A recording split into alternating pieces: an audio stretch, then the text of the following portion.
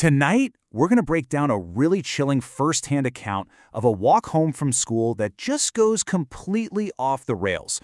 We're going to follow the story from a quiet school library all the way to a terrifying encounter on a dark, empty street.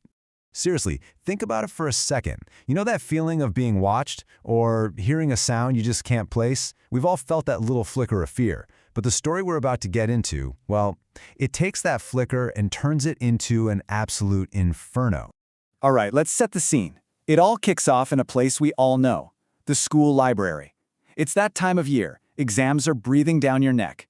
It's such a normal, familiar setting, which is exactly what makes what happens next so unsettling. So everything starts out totally normal. Finals are coming up, so the school library decides to stay open late. And our narrator here, he's taking full advantage of it, just trying to get some quiet study time in. He gets so lost in his books, completely in the zone, that he totally loses track of time. And then he looks up. It's 10 o'clock at night.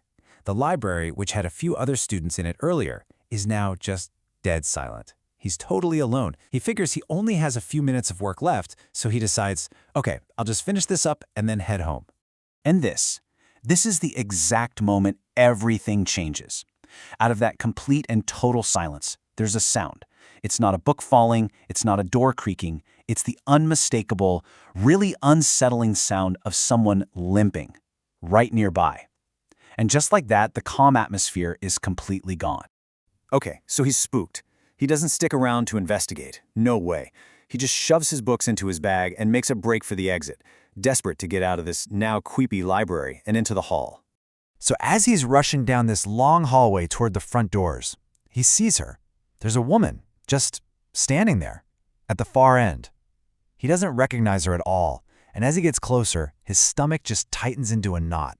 Something feels really wrong about this. The feeling just gets to be too much, he calls out, and his voice kind of echoes in the empty hall. Who's there? But the response he gets is 1,000 times more terrifying than any words could have been. Poof, just like that, she vanishes. 1 second she's there, the next, nothing. He feels this huge wave of relief, and, he's probably trying to rationalize it. He's tired, he's hungry, whatever. He pushes through the front doors and out into the night. But oh man, this is so far from over. So now he's outside starting the walk home. He's exhausted, hungry, still a little shaky, but he thinks, okay, the worst is behind me. He couldn't be more wrong. That feeling of being watched, of not being alone, it comes roaring back. And his panic really starts to ramp up because this street, even this late, should be busy. There are always people walking around here. But tonight, it is bone-chillingly deserted. That unnatural silence just makes his fear so much worse. As he's just looking down at the pavement, trying to get home as fast as he can, he sees it, a shadow. It's stretching out on the ground, pointing right at him. But when he whips his head around, there is no one there to cast it. His heart starts hammering in his chest. He knows he is being followed. He lifts his head, and there she is. Again, the woman. Only this time, he's close enough to see the details, and they are horrifying. They freeze him right where he stands. Her clothes are ragged and dirty. Her hands and feet are twisted at these awful angles. Her hair is a mess. And her walk? It's that same slow, painful limp he heard back in the library. I mean, his gut is just screaming at him, do not get any closer. He stops dead in his tracks, paralyzed by a fear that's so intense he can't move, he can't speak, he can't even think to run. And as he stands there, just completely frozen, she turns to face him. And that question just hangs in the dead air between them. Her voice isn't angry, it's not threatening. It's something way worse. It's desperate, and it makes absolutely no sense. His brain just completely shuts down from the shock. He can't get any words out. All his brain can process is, get her away from me. So, in this moment of pure animal panic, he just points. He points down the street, far away, anywhere but here. And to his shock, she slowly starts to limp away in that direction. He's just watching her disappear into the darkness, and for a split second, he thinks it's over. But then he hears it. A scream from way down the street where she was headed. A scream that sounds almost happy. She is here. And that is the last thing he remembers before the world goes black. When our guy comes to, he's at home. Turns out his neighbor found him passed out on the street. And it's this neighbor who gives him the final, terrifying piece of the puzzle, a local ghost story that explains literally everything.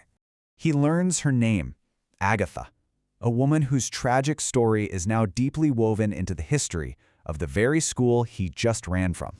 So the legend says that back in 1998, Agatha's little girl died in a horrible accident right there at Eden Hill School.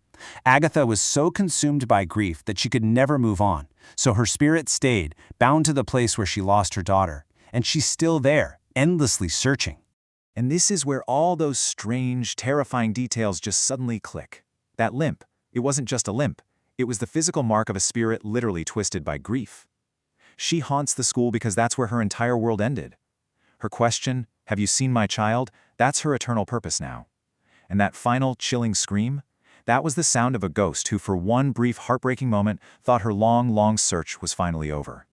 So in the end, the thing he ran into wasn't evil. It wasn't some monster trying to hurt him. It was the ghost of a mother, trapped forever in the worst moment of her life, driven by a love so powerful that not even death itself could stop it.